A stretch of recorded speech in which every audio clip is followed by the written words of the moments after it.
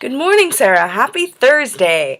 So I noticed in last week's video that you were reading this book, which makes me very happy because I'm reading it as well. Of course, I'm not very far, but still, I very much enjoy this novel, and I highly suggest it to anyone who's out there.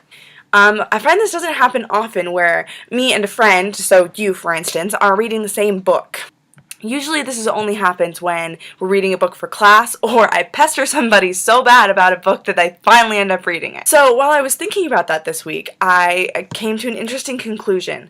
I had a teacher once who said knowledge was like a circle. The more you learn, and the bigger your circle gets, the bigger the space outside your circle gets. So the more you learn, the more you realize that you can't know everything. Kind of mind-bending, right? For me, I apply this mostly to books. I have so many books I want to read, and I'm constantly updating my to-be-read list. But I have a tendency to walk into a bookstore and get this crazy anxiety because I know no matter how much time I take to just read books, I will never read all the books that I want to.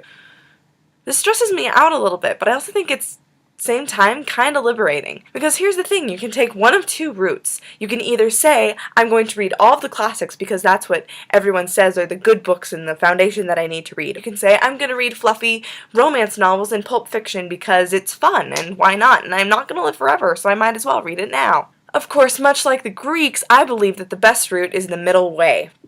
I mean, for me, I have to read classics and stuff for class, and I should probably take to reading them outside of class as well. But this also means I'm going to read romance novels because I can, and they're interesting to me. The key is to not feel shame about what you read. Because why should you be ashamed of anything that interests you?